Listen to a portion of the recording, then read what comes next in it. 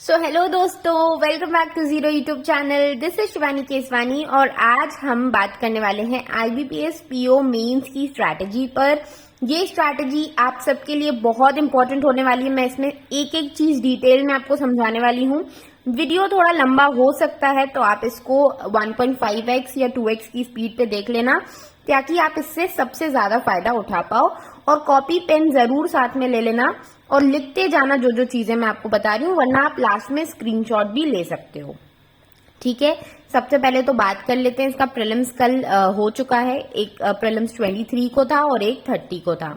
I hope आप सबके prelims अच्छे गए हैं। अब इस पे कौन कौन किस किस को प्रिपेयर करना चाहिए, क्योंकि बहुत सारा तो अभी कंफ्यूजन है। अभी आपका SBI PO बिल्कुल सर पे है, तो बहुत सारे लोग पूछते हैं कि हमें IBPS PO मेंस की प्रिपरेशन करनी चाहिए या SBI PO के प्रीलिम्स की। तो यार उसके प्रीलिम्स की प्रिपरेशन क्यों करनी है आपको? अगर आपका IBPS PO प्रीलिम्स निकलेगा तो ऑब्वियस सी बात है कि आपका उसका प्रीलिम्स भी क्लियर हो जाएगा। अभी आप सबको जिन जिन को ये लगता है, जिन जिन को 50% भी खुद पे भरोसा हो रहा है कि यार मेरा प्रीलिम्स क्लियर हो जाएगा, पेपर के डिफिकल्टी लेवल को देख के, ये नहीं कि आप वीडियोस देख रहे हो यूट्यूब पे जाके या फिर आप वेबसाइट्स पे सर्च कर रहे हो कि भाई कितना सेफ अटेम्प्ट होगा, ये सब मत देखो। आप इन सब चीजों में मत पड़ो। आपको सिर्फ इतना देखना है कि आपने जितना भी किया है, जितना अटेम्प्ट किया है और आपके हिसाब से क्या आपकी एक्यूरेसी बन सकती है और उस हिसाब से आपका एग्जाम क्लियर होगा या नहीं होगा। इतना हमें खुद को पता चल ही जाता है कि हमारा हो जाएगा या नहीं होगा। अगर आपको खुद पे भरोसा है कि क्लियर हो जाएगा तो मेंस की प्रिपरेशन इसी वीडियो के बाद से स्टार्ट कर देना और जो जो चीजें बता रही हूँ उसी हिसाब से करना। मैंने सारी चीजें, ये 2 बार एग्जाम दिया है मैंने, दोनों बार मेरा मेंस क्लियर हुआ है। और ये एग्जाम जो है ना, ये आपका बहुत अच्छा बढ़िया एग्जाम है। इसके बाद आपका जो आपको बढ़िया बैंक्स में जॉब मिल जाएगी। ये वाला जो नंबर है ना, इसका नंबर आपका जुड़ने वाला है मेरिट लिस्ट में। तो ये आपको प्रेपरेशन अच्छे से करनी है। अभी आपके पास कितने दिन है? अभी आपके पास पूरे के पूरे 30 डेज है ना। मेंस का एग्जाम कब है? 5 नवंबर को है। 5 नवंबर को है आपका मेंस का एग्जाम। तो 5 नवंबर तक आपको प्रेपरेशन इसकी करनी है। आज 1 अक्टूबर है और 1 अक्टूबर से 5 नवंबर तक की स्ट्रैटेजी मैं आपको देने वाली हूँ। अब सबसे पहले तो आपको क्या करना चाहिए? अभी आपको क्या करना चाहिए? पहला काम जो आपको करना चाहिए वो है एक मॉक टेस्ट देने का काम। आपको करना है मॉक टेस्ट। आपका क्यों देना जरूरी है? क्योंकि मॉक टेस्ट आपको बताएगा कि आपका कौन सा सब्जेक्ट में कैसा परफॉर्मेंस है। सबसे पहले तो आप एक मॉक टेस्ट लगा लो। मॉक टेस्ट आपको बहुत सारी वेबसाइट्स फ्री ऑफ कॉस्ट एक मॉक टेस्ट देती हैं, उस एक मॉक टेस्ट को लगा लो। अगर मिले आपको प्रीवियस ईयर का तो प्रीवियस ईयर लगा लो। उससे क्या होगा, आपको एक रियल टाइम एनालिसिस मिल जाएगा कि हाँ इसी टाइप का मॉक टेस्ट इसी टाइप के एग्जाम में आता है। ठीक है, एक मॉक टेस्ट लगाने के बाद आप अपनी प्रेपरेशन को स्टार्ट करो। हो सके तो मॉक टेस्ट का जो भी स्कोर आता है मुझे कमेंट सेक्शन में बताओ। ठीक है, उससे क्या होगा, मुझे भी पता चल पाएगा कि आगे मुझे और कौन कौन से वीडियोस आपके लिए लाने पड़ेंगे। ठीक है, बाकी सब्जेक्ट वाइज तो मैंने सारी स्ट्रेटजीज आपको प्रोवाइड कर दी हैं, लेकिन इसमें मैं सिर्फ और सिर्फ मेंस पे फोकस होकर बात करने वाली हूँ। ठीक है, चलो सबसे पहले तो बात कर लेते हैं क्वांट्स की। क्वांट्स पे सबसे पहले हम शिफ्ट करेंगे। 60 नंबर का ये एग्जाम था, मैंने 24 नंबर इसमें स्कोर किया था। क्वांट्स मेरा इतना ज्यादा अच्छा नहीं रहा है हमेशा से, क्योंकि मेरा कॉमर्स बैकग्राउंड था और यहाँ पे 35 क्वेश्चंस आपको देखने को मिलते हैं। तो क्वांट्स में आपको क्या करना है? सबसे पहले तो मैं आपको बता दूं, इसका नाम ही हम गलत प्रोनाउंस कर रहे हैं। क्वांट्स नहीं होता है, इसका नाम होता है डेटा एनालिसिस एंड इंटरप्रिटेशन। यहाँ पे आपका नाम ही चेंज हो गया। आपका प्रीलिम्स में नाम क्वांटिटेटिव एप्टीट्यूड था, लेकिन यहाँ पे आपका क्या हो गया नाम? Data analysis and interpretation. ठीक है, तो यहाँ पे आपका नाम चेंज हुआ, उससे एक बहुत बड़ा चेंज आ जाएगा। यहाँ पे आपकी जो चीजें हैं ना, यहाँ पे सारी चीजें अर्थमेटिक के बेसिस पे ही चलेंगी। तो जिस जिस भाई ने अर्थमेटिक के टॉपिक्स को कंप्लीट नहीं किया है, सबसे पहले उठाओ और अर्थमेटिक के टॉपिक्स को कंप्लीट कर लो। ठीक है, एक भी टॉपिक नहीं बचना चाहिए, क्योंकि अगर तुम्हारी किस्मत खराब हुई ना तो उसी टॉपिक से एक DI भी आ जाएगी और उसी टॉपिक से एक डेटा सफिशिएंसी का क्वेश्चन भी आ जाएगा। डेटा सफिशिएंसी के क्वेश्चंस में तुम्हें पता है 5 क्वेश्चंस आते हैं और उन 5 क्वेश्चंस में हर क्वेश्चन में 3 अलग अलग कंसेप्ट चेक किए जाते हैं। तुम्हें मैं बता दूं, अगर तुमने अभी तक एक डेटा सफिशिएंसी का क्वेश्चन नहीं देखा है तो डेटा सफिशिएंसी में क्या होता है, तुम्हारा पहला क्वेश्चन होगा, 3 उसमें स्टेटमेंट रहेंगे। पहला तुम्हारा एवरेज से रिलेटेड कुछ होगा जहां पे तुम्हें एवरेज कैलकुलेट करना होगा। दूसरा तुम्हारा टाइम एंड वर्क का होगा जिसमें तुम्हें किसी भी बंदे का टाइम या वर्क पता करना पड़ेगा। और तीसरा तुम्हारा होगा टाइम, स्पीड एंड डिस्टेंस का, तो उसमें तुम्हें किसी की स्पीड बतानी होगी या डिस्टेंस बताना होगा। फिर तुमसे पूछेंगे कि भाई साहब 1 is more than 2 and equals to 3 या 1 is less than 2 equals to 3। ये इस तरीके का क्वेश्चन होने वाला है। तुम्हें पता है 5 क्वेश्चन सीधा सीधा डेटा सफिशिएंसी के आएंगे और उसमें 3 मतलब 15 अर्थमेटिक के टॉपिक्स तो सीधे सीधे तुम्हारा डेटा सफिशिएंसी टेस्ट कर लेता है। ठीक है, और अगर तुम्हारी किस्मत खराब हुई ना तो उन हर 3 में से 2 टॉपिक तुम्हें आते होंगे और 1 नहीं आता होगा और फिर तुम्हारा पूरा क्वेश्चन नहीं बन पाएगा। और एक और चीज याद रखो, डेटा सफिशिएंसी का क्वेश्चन अटेम्प्ट करने से पहले तीनों पे नजर डाल लो कौन कौन से टॉपिक पूछे जा रहे हैं। ये ना हो कि 2 टॉपिक बनते हैं, 1 नहीं बनता है, दोनों को बना लिया, 1 नहीं बना और पूरा टाइम वेस्ट।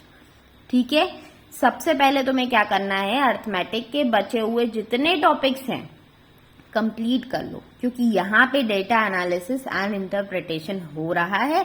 यहाँ पे तुम्हारी डीआई आएगी, डेटा सफिशिएंसी आएगी, तुम्हारा मिसिंग नंबर, रॉन्ग नंबर बहुत कम 2 क्वेश्चंस आते हैं, क्वाड्रेटिक के 2 क्वेश्चंस आएंगे, वो भी इतने हाई लेवल के आएंगे तो कि तुम पे बन ही नहीं पाएंगे।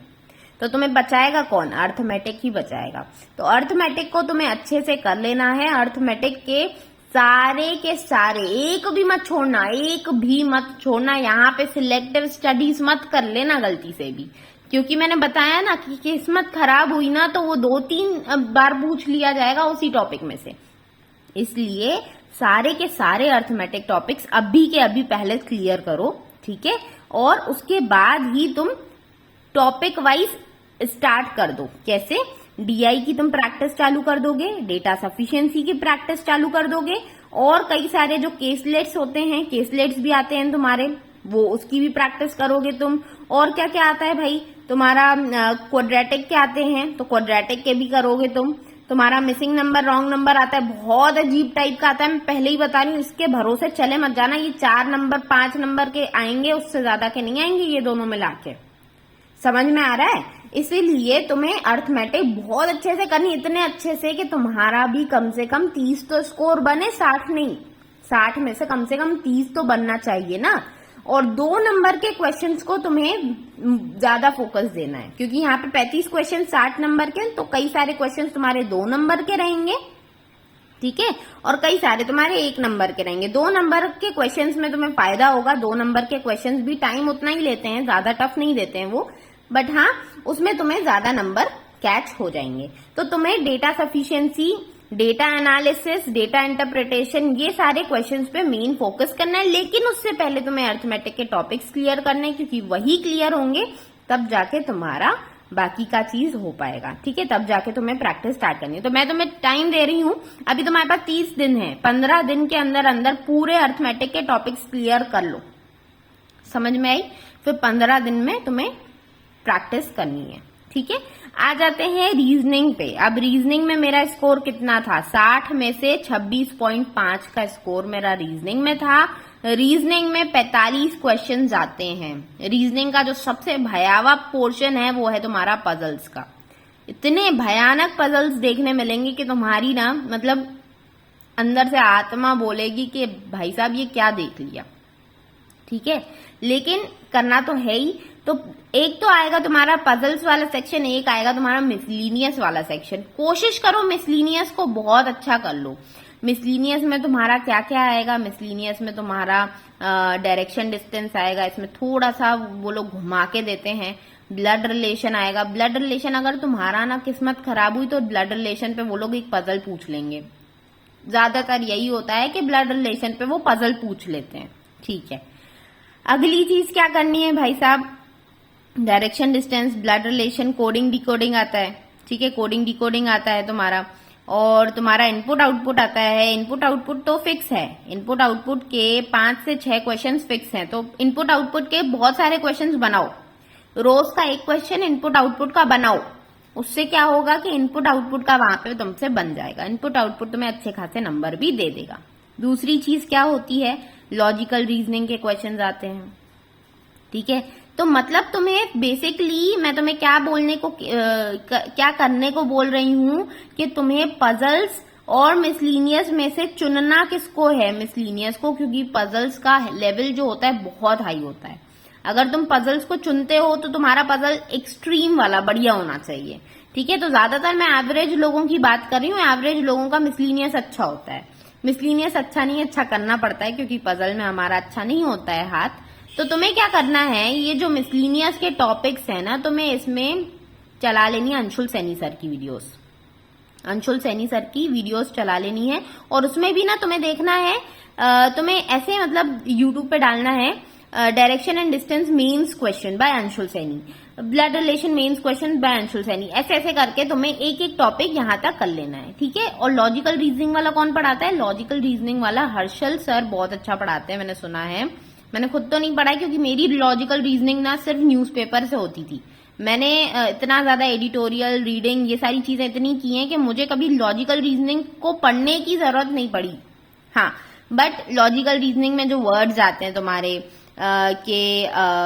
इसका कौन सा जो स्टेटमेंट है वो उसको स्ट्रेंथन कर रहा है, स्ट्रॉन्ग कर रहा है, कौन सा वीकन कर रहा है, ठीक है। और भी कई सारी चीजें होती हैं कि तुम्हारा कौन सा स्टेटमेंट अलग दिशा में जा रहा है, या कौन सा इस पैराग्राफ को निग्लेक्ट कर रहा है, या कौन सा निगेट कर रहा है। इस टाइप के वर्ड्स वगैरह तुम्हें सीखने हैं तो पहले हर्षल सर का वो प्लेलिस्ट देख लो। प्लेलिस्ट को भी पूरा देखने की जरूरत नहीं है, थोड़ा बहुत देख लेना, उससे तुम्हारी क्लियरिटी आ जाएगी कि हाँ भाई इस शब्द का ये मतलब होता है, ठीक है। तो ये लॉजिकल रीजनिंग के काफी क्वेश्चंस आते हैं, इसको छोड़ के मत जाना बिल्कुल भी गलती से भी, ठीक है। बाकी लॉजिकल रीजनिंग की तुम्हारी तैयारी मैं यहाँ पे करा दूंगी, तुम बिल्कुल उसकी टेंशन मत लो। बस तुम इतना समझ लो कि इन शब्दों का मतलब क्या होता है, इससे भी टफ टफ शब्द होते हैं, शब्दों का मतलब समझ लोगे ना तो फिर दिक्कत नहीं आएगी, ठीक है। अब यहाँ पे हमने मिसलीनियस की तो बात कर ली, लेकिन पजल, अल्टीमेटली पजल भी हमें करने हैं। पजल आएंगे 4 से 5, ठीक है। और इतने लंबे लंबे पजल आएंगे, देख के ना बिल्कुल आते बाहर आएंगी तुम्हारी, ठीक है। लेकिन डरना नहीं है, देखो जितना लंबा पजल होता है ना उतनी ज्यादा कंडीशंस हैं उसमें, उतनी ज्यादा चीजें बताई गई हैं उसमें। तो हमें क्या, हम डर जाते हैं, हम सोचते हैं कि इतना लंबा पजल है मतलब बहुत टफ होगा। लेकिन तुम ये भूल जाते हो कि जितना लंबा पजल होगा उतनी ज्यादा कंडीशंस तुम्हें मिल जाएंगी, उतनी ज्यादा कंडीशंस तुम्हें मिल गई तो फिर तो तुम्हारे लिए पजल बनाना इजी हो गया ना। तो ये चीज हम भूल जाते हैं, लेकिन इतना ज्यादा टफ नहीं होता। तुम्हें बस तुम्हें सिलेक्टिव होना है, पजल में तुम्हें सिलेक्टिव होना है कि कौन सा पजल मैं ट्राई करूं और कौन सा नहीं। क्योंकि गलती से अगर गलत पजल तुमने चूज कर लिया, वहां पे तुम्हारे 10 मिनट खराब होंगे, मतलब होंगे। और यहाँ पे तुम्हारे 10 मिनट खराब मतलब रीजनिंग के बाद जितने तुम्हारे सब्जेक्ट होंगे उसमें तुम्हारा लो कॉन्फिडेंस कैरी ऑन होगा। इसलिए तुम्हें पजल चुनना आना चाहिए। चुनना कैसे आएगा, जब तुमने पजल की प्रैक्टिस की है। तो पजल की प्रैक्टिस तुम्हें इसलिए करनी पड़ेगी। पजल की प्रैक्टिस कौन कराएगा, तुम्हारा अंकुश लांबा सर। अंकुश लांबा सर से अच्छा कोई पजल नहीं पढ़ाता है, मुझे ऐसा लगता है। लेकिन अगर तुम्हें लगता है कोई और तो तुम उससे भी पढ़ सकते हो, कोई दिक्कत नहीं है। लेकिन तुम्हें ये किसी भी टीचर से पढ़ रहे हो, तुम्हारा मेन मकसद क्या होना चाहिए कि भाई पढ़ने के बाद मुझे समझ में आ जाए कि मुझे एग्जाम में जाके या मॉक टेस्ट में जब लगाओगे ना तो तुम्हें ये पता होना चाहिए कि तुम्हारा कौन सा पजल तुम्हें सिलेक्ट करना है और कौन सा निगलेक्ट करना है। क्योंकि जो भी पजल तुम्हें बनाना है उसको पूरा बनाना पड़ेगा। ये जो प्रेशर होल्ड करते हैं ना हम, ये करना पड़ता है। क्या करें यार, उसमें 5 मिनट चले गए, 10 मिनट चले गए, फिर डर लगने लगता है कि अगर ये नहीं बनाना तो बहुत सारा टाइम मेरा चला जाएगा। हालांकि यहाँ पे तुम्हारे पास थोड़ी सी स्किल्स होनी चाहिए। 2-3 मिनट लग चुके हैं तुम्हें पता है, 5 मिनट लग चुके हैं तुम्हें पता है, इतनी देर में तो समझ आ ही जाता है ना कि यार ये वाला पजल अपने से नहीं हो पाएगा। और जब तुम्हें समझ में आ जाए उसको हाथों हाथ छोड़ दो, उसमें और टाइम मत इन्वेस्ट करो इस आशा के साथ कि ये हो जाएगा। नहीं होगा यार, जब 5 मिनट में नहीं हुआ तो आगे क्या कोई जादू लगेगा क्या? इसलिए पजल को पहचानना तुम्हें तभी आएगा जब तुम उसकी प्रैक्टिस करोगे। प्रैक्टिस के लिए मैंने तुम्हें बता दिया है किसको तुम सिलेक्ट कर सकते हो। बाकी बढ़िया तरीके से इसमें इतना ही तुम्हें प्रैक्टिस करना है, ठीक है।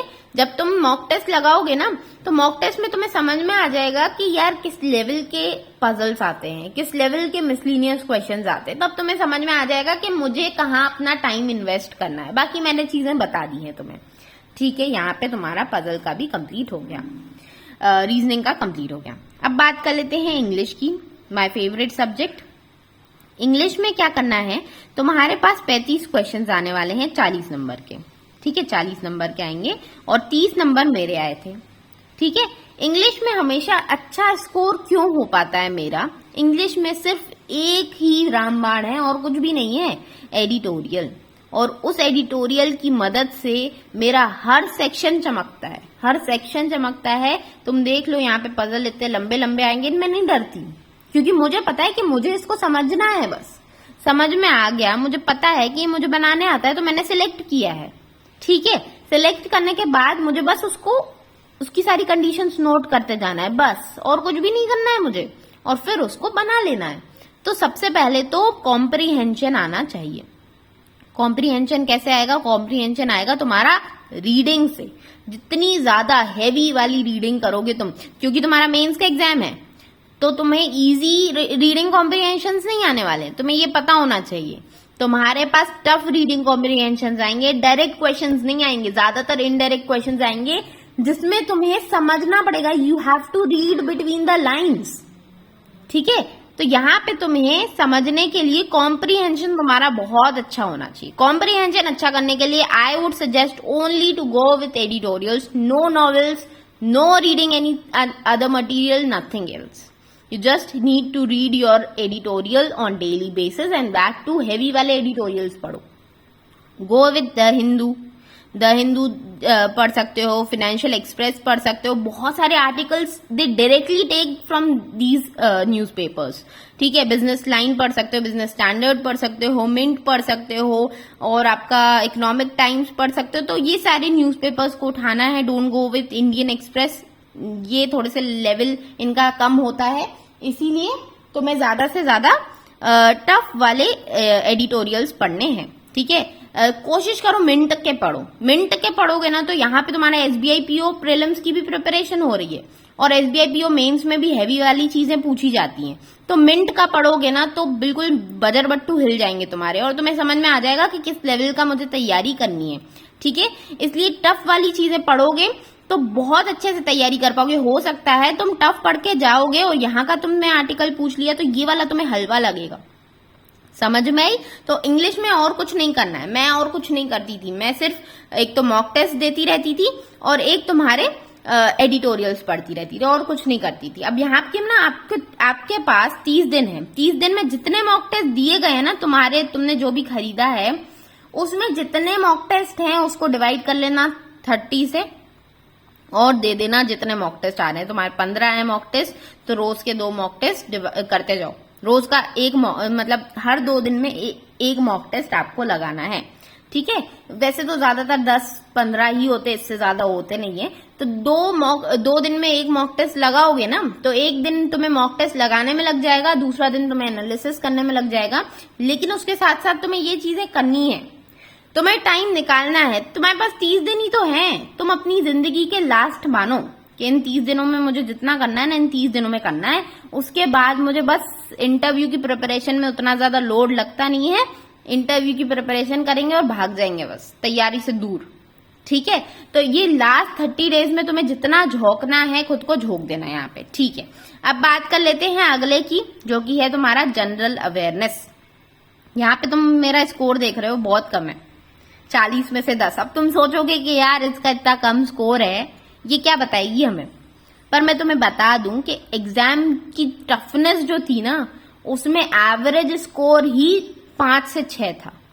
कट ऑफ इतनी हाई गई थी सेक्शनल, इसकी सेक्शनल कट ऑफ मुझे याद नहीं है बट बहुत हाई गई थी, ठीक है। तो 40 क्वेश्चन आते हैं, बट इतने हाई लेवल के आए थे। इसके पहले वाला जो एग्जाम हुआ था 2021 वाला, उसमें मुझे याद है कि बहुत इजी जनरल अवेयरनेस आई थी। 30 तो लोग एवरेज बना के आ रहे थे। अब एवरेज 30 थे और एवरेज यहाँ पे 5 हैं, 6 हैं, तो तुम सोच सकते हो ना लेवल, किस लेवल के क्वेश्चंस पूछे गए होंगे। तो यहाँ पे लेवल बहुत हाई था। तो तुम्हें यहाँ पे क्या करना है, बेसिकली तुम्हें करना है अफेयर्स क्लाउड के मंथली पीडीएफ करना है अफेयर्स क्लाउड का। ठीक है, मंथली पीडीएफ कौन सा होता है, तुम्हारा जो क्वेश्चन वाला होता है ना, वो वाला करना है। रीडिंग मत करने बैठो अभी, लास्ट टाइम पे तुम्हें ज्यादा से ज्यादा क्वेश्चंस रीड करने हैं। ज्यादा से ज्यादा क्वेश्चंस रीड करने का फायदा क्या रहेगा, तुम्हें ज्यादा से ज्यादा क्वेश्चंस रिटेन होंगे। रिटेंशन तभी होता है जब तुम क्विजेस लगाते हो। तो इसके क्वेश्चंस वाला पीडीएफ कर लेना। अगर तुम्हारे पास इसका पेड सब्सक्रिप्शन है तो क्विज लगाओ, पेड नहीं है तो टेलीग्राम पे फ्री पीडीएफ मिल जाएंगे, वहां पे जाके क्वेश्चन वाला पीडीएफ उठा लेना। और इससे भी पहले तुम क्या करना, बैंकिंग एंड फाइनेंशियल अवेयरनेस वाला एक पीडीएफ अलग से ये लोग देते हैं, इसका पहले ये करना। ठीक है, पहले ये करना, क्योंकि इसमें से ज्यादा क्वेश्चंस पूछे जाते हैं। ऑब्वियसली बैंकिंग का एग्जाम है, तो बैंकिंग सेक्टर में क्या हो रहा है, कौन सी बैंक का कौन सीईओ बना है, कौन एमडी बना है, वो सारी चीजें इंपॉर्टेंट हो जाती हैं। तो इसको पहले देख लेना। ठीक है, इसके बाद बात कर लेते हैं, तुम्हारा एक चीज तो ये कर ली तुमने, और एक प्रैक्टिस मॉक का तुमने जो वीकली वाला क्विज होता है ना, फ्री ऑफ कॉस्ट अवेलेबल है। वीकली क्विजेस आते हैं, इसके 2 आते हैं एक वीक के, 50+50 क्वेश्चन होते हैं उसमें। ठीक है, 100 क्वेश्चन तुम्हें पर वीक के यहाँ पे मिल जाते हैं, बच्चे को क्वेश्चन यहाँ पे मिल जाते हैं। कई सारे क्वेश्चन दोनों में सेम भी मिलेंगे तुम्हें, तो तुम्हारी प्रैक्टिस अच्छी हो जाएगी। ये तो तुम्हारा हो गया जो बोरिंग वाला मटेरियल, जो रीडिंग वाला हो गया या इस टाइप का। अब तुम्हें थोड़ा सा वीडियोस पे भी फोकस करना है। लास्ट टाइम में बहुत सारे मैराथन सेशंस होंगे। ठीक है, मैराथन सेशन जरूर देखो तुम। ठीक है, कोई भी करा रहा है वो जरूर देखो।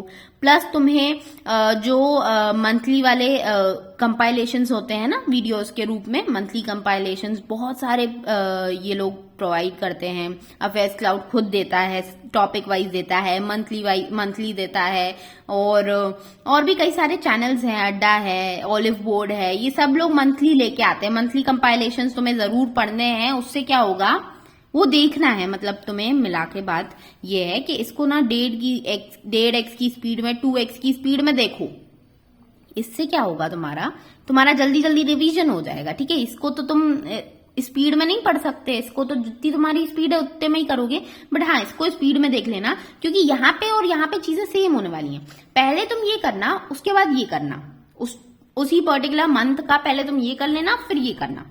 उससे क्या होगा, तुम 1.5x की स्पीड में या 2x की स्पीड में देखोगे ना, तो जल्दी जल्दी चीजें समझ में आएंगी तुम्हें, और आराम से तुमसे बनेगा, सब कुछ बनेगा। बिल्कुल टेंशन नहीं लेनी है यहाँ पे। ठीक है, बस इतना करना है। मैं जानती हूँ चीजें ज्यादा हैं, लेकिन मैंने तुम्हें बोला ना, सिर्फ आखिरी के 30 दिन तुम्हें बहुत मेहनत लगानी है। बहुत बिल्कुल अपने आप को झोंक दो। जितने ज्यादा घंटे तुम पढ़ोगे उतना ज्यादा तुम समझ लो कि इफेक्टिव पढ़ना तो जरूरी है ही। बहुत सारे लोग मुझसे बोलते हैं कि मैडम ज्यादा घंटे पढ़ने से कुछ नहीं होता है और इफेक्टिव पढ़ाई इंपॉर्टेंट है, लेकिन यार घंटे हम इसीलिए घंटे ज्यादा बोलते हैं, क्योंकि ज्यादा घंटे जब पढ़ोगे ना तो अगले दिन तुम्हें मोटिवेशन होगा कि कल मैंने 10 घंटे पढ़ाई की थी, आज मुझे थोड़ा और करना है या थोड़ा सा और करना है। जितना भी तुम्हें करना है, लेकिन तुम्हें ज्यादा करना है, तो वो मोटिवेशन तुम्हें तभी मिलेगा जब तुम अपना काउंट कर रहे हो कि कितना अर्ली स्टडी में कर रहा हूँ। ठीक है, तो यहाँ पे तुम्हें मेहनत करनी पड़ेगी। ठीक है, अल्टीमेटली तुम्हारा मेंस का स्कोर ही काउंट होने वाला है, तो इसमें तुम्हें मेहनत तो लगेगी ही। मेहनत करो, तुम्हारा जरूर इसमें क्लियर होगा। ठीक है, अब लास्ट में बात कर लेते हैं तुम्हारे डिस्क्रिप्टिव की। डिस्क्रिप्टिव में मेरा स्कोर देखो सबसे अच्छा है, 25 में से 17.5 नंबर मेरे आए थे। 2 क्वेश्चंस होते हैं तुम्हारे, एक होता है तुम्हारा एस्से का, एक होता है लेटर का। ठीक है, एस्से में तुम्हें यहाँ पे तुम्हें 30 मिनट मिलेंगे, 30 मिनट मिलेंगे, 25 नंबर का ये रहेगा। अब यहाँ पे एस्से में तुम्हें देने हैं 20 मिनट और लेटर में देने हैं तुम्हें 10 मिनट। ठीक है, 20 मिनट में तुमने ऐसे लिखना भी है और तुम्हें उसकी एक बार रीडिंग भी ले लेनी है कि तुमने कोई गलत वर्ड तो नहीं ले लिया या कोई गलत स्पेलिंग तो नहीं लिख ली। एक एक चीज तुम्हें वहां पे देख लेनी है। दूसरी चीज लेटर में भी सेम, तुम्हारा 10 मिनट में तुम्हें लिख भी लेना है और रीडिंग भी ले लेनी। इसके लिए तुम्हें क्या करना है, आप डेली बेसिस पे 30 दिन बचे हुए लास्ट के, तुम्हारी टाइपिंग स्पीड अगर कम है तो तुम्हें फिर टाइम ज्यादा लगेगा, इसलिए तुम्हें 30 मिनट में तुम्हारी आदत होनी चाहिए कि तुम्हारा 30 मिनट में एक एस्से और एक लेटर लिख जाए। ठीक है, इसमें मेरे ख्याल से 250 वर्ड्स मांगता है ये, और इसमें 150 वर्ड्स मांगता है। मुझे एग्जैक्ट याद नहीं है, मेरे डिस्क्रिप्टिव वाला वीडियो तुम देख लेना, पुराना वाला, उसमें मैंने तुम्हें वर्ड्स बता रखे हैं। तो तुम्हें क्या करना है, तुमने जो यहाँ पे एडिटोरियल पढ़ा था, तो इसमें से जो तुम्हें टॉपिक लगता है सबसे अच्छा, जो तुम्हें लगता है कि जिसपे ऐसे आ सकता है, जैसे यहाँ पे G20 का कुछ आ गया, ठीक है, G20 पे ऐसे आ सकता है, कोई क्लाइमेट चेंज का समिट हुआ है उस पे आ सकता है, कोई भी ऐसा इकोनॉमी का कुछ हो गया कि मॉनेटरी पॉलिसी से रिलेटेड हो गया। तो इससे रिलेटेड जो भी इंपॉर्टेंट टॉपिक्स हैं उसमें से सबसे इंपॉर्टेंट वाला तुम्हें कैच करना, उस पे तुम्हें लिखना है अपने वर्ड्स में ऐसे 250 वर्ड्स में तुम लिखना, और तुम्हारा टाइमर लगा के लिखना कि 20 मिनट में मुझे वो ऐसे लिखना है, और एक बार रीडिंग भी लगा लेनी है कि कोई भी वर्ड मेरा सेंटेंस, क्योंकि कई बार क्या होता है हम बोल बोल के लिखते हैं, मन में हमारे शब्द चल रहे हैं, तो कोई शब्द हमारा स्किप ना हो जाए। मेरे साथ अक्सर होता है, तुम्हारे साथ भी होता होगा कि यहाँ पे मैं लिखने वाली हूँ this is to inform you that, तो यहाँ पे मेरा इज यहाँ पे बोल बोल के लिख रही हूँ, तो मुझे ऐसा लग रहा है मैंने लिख दिया लेकिन लिखा नहीं। तो उसकी एक बार रीडिंग लोगे ना तो तुम्हें पता चल जाएगा कौन कौन से शब्द तुम्हारे मिस हो गए हैं। कोशिश करना 250 वर्ड्स में ही होना चाहिए, उससे ज्यादा तुम्हें नहीं लिखना है, क्योंकि उससे ज्यादा लिखोगे ना नेगेटिव मार्किंग हो जाती है और उसके आगे का पढ़ा भी नहीं जाता है। ठीक है, उसके बाद तुम्हें लेटर भी इसी तरीके से लिखना है। अब लेटर ये इसके ना तुम एक जगह से प्रिपरेशन कर सकते हो कि निमिषा बंसल मैम की डिस्क्रिप्टिव वाली बुक है, ठीक है, वो वाली बुक का PDF तुम्हें फ्रीली मिल जाएगा, टेलीग्राम पे जाके पूछ लेना मेरी चैनल पे, तो वो लोग बता देंगे। वहां पे तुम्हें उस बुक में से ना अच्छे अच्छे टॉपिक्स मिल जाएंगे, लेकिन कोशिश करना उस बुक को ना लेटर के लिए सिर्फ यूज करना, क्योंकि तुम्हारा एडिटोरियल से अच्छी प्रिपरेशन होगी। एडिटोरियल में फ्रेश टॉपिक्स आते हैं, तुम्हारा डेली का क्या हो रहा है क्या नहीं हो रहा है, और उसी एडिटोरियल में से तुम अगर प्रिपरेशन करते हो ना, तो ये लास्ट 3 दिन में 30 दिन में जितने भी टॉपिक्स एडिटोरियल में आएंगे ना, उसी में से तुम्हारे एस्से में आने वाले, और एस्से में तुम्हें मिलेगी चॉइस, तो उसमें से तुम्हें जिसपे सबसे अच्छा मैटर तुम्हें तैयार करा हुआ हो उसी को चूज करके कर लेना। ठीक है, तो कोशिश करना कि ये वाली बुक को तुम एस्से के लिए यूज ना करो, एस्से के लिए तुम्हारे पास एडिटोरियल वाले टॉपिक्स हैं, इसको तुम यूज करना लेटर के लिए। लेटर के कई सारे टॉपिक्स भी दिए उन्होंने, और उन्होंने कई सारे बना के भी दिए हुए हैं। तो लेटर कोशिश करना इनफॉर्मल तुम देखो भी मत, क्योंकि इनफॉर्मल तुम चूज करते हो ना, तो उस पर थोड़ा सा इंप्रेशन गलत पड़ता है कि तुम्हें फॉर्मल लेटर्स नहीं आते, इसलिए तुम इनफॉर्मल चूज कर रहे हो। वहां पे तो तुम्हें बैंक में जाके formal letters, formal emails draft करने हैं ना, तो फॉर्मल्स वाले ही चूज करना, और फॉर्मल्स वाले को बना के देखना। रोज एक लेटर तुम्हें लिखना है, 10 मिनट का टाइमर लगा के तुम्हें चेक करना है तुम्हारा कैसा क्या है। एक एक चीज तुम्हें आनी चाहिए, तुम्हें पूरा उसका जो फॉर्मेट होता है वो याद होना चाहिए कि पहले मुझे क्या लिखना है, बाद में मुझे क्या लिखना है। ठीक है, सारी चीजें तुम्हें आनी चाहिए। बाकी देखो, हर टीचर अपने हिसाब से बताता है, कोई चीज ऊपर बता देता है, कोई नीचे बता देता है। निमिषा मैम के फॉर्मेट से तुम जाओ, उन्हीं का फॉर्मेट तुम लगाओ अपने में, और उन्हीं के फॉर्मेट के हिसाब से तुम करो चीजें। ठीक है, यहाँ पे तुम्हारा डिस्क्रिप्टिव की तैयारी इसी तरीके से होगी। तुम्हें ये पूरा डिस्क्रिप्टिव में डेली का करना है, 30 मिनट रोज डिस्क्रिप्टिव में देने ही देने हैं। ठीक है, मतलब मैंने तुम्हें अब पूरा बता दिया। तुम यहाँ पे अगर लेना चाहो तो कोई स्क्रीनशॉट ले सकते हो, बाकी मैं इसको अपने टेलीग्राम पे शेयर कर दूंगी, तो वहां से भी तुम इसको डाउनलोड कर सकते हो। सारी चीजें तुम्हें लिखी हुई मिल जाएंगी। कोशिश करना एक एक चीज जो मैंने बोली है फॉलो करो, क्योंकि ये मैंने खुद फॉलो करके रखा हुआ है, तब जाके मेरा क्लियर हुआ। 2 बार मैंने क्लियर किया। SBI PO मेंस भी मैंने इसी स्ट्रैटेजी से क्लियर किया है। तो ये जो स्ट्रैटेजी मैं तुम्हें बता रही हूँ ट्राइड एंड टेस्टेड है, तो इसको अच्छे से करना फॉलो, बढ़िया तरीके से तैयारी करो। अगर मुझे लगा कि तुम्हें और वीडियोस की जरूरत है तो मैं और वीडियोस ले आऊंगी। बाकी तब तक प्रिपरेशन अपनी बढ़िया तरीके से करते रहो, और कमेंट सेक्शन में बताओ कुछ भी अगर तुम्हें डाउट आता है कि यार मैडम इसको कैसे करें, उसको कैसे करें, ये नहीं बन रहा, वो नहीं बन रहा, तो मैं कोशिश करूंगी तुम्हें वहीं पे बताने की। अगर लगा मुझे ज्यादा लोग पूछ रहे हैं तो उस पर वीडियो बना दूंगी। ठीक है, बाकी मिलते हैं नेक्स्ट वीडियो में, तब तक लिए टेक केयर, चैनल को सब्सक्राइब करना मत भूलना, लास्ट में बोल रही हूँ, भूल ही गई बताना तुम्हें, सब्सक्राइब कर लेना। बाकी तुमसे मिलती हूँ मैं नेक्स्ट वीडियो में, और पढ़ाई करते रहो बढ़िया तरीके से, और ज्यादा स्ट्रैटेजी वीडियोस मत देखने लग जाना वरना दिमाग घूमेगा और करोगे कुछ नहीं, ठीक है। एक वीडियो देख लिया है, काफी है, लिखो अपने रजिस्टर में मुझे ये रोज करना है, करते जाओ, अपने आप नंबर आ जाएंगे, ठीक है। मिलते हैं नेक्स्ट वीडियो में, तब तक के लिए टेक केयर, बाय बाय।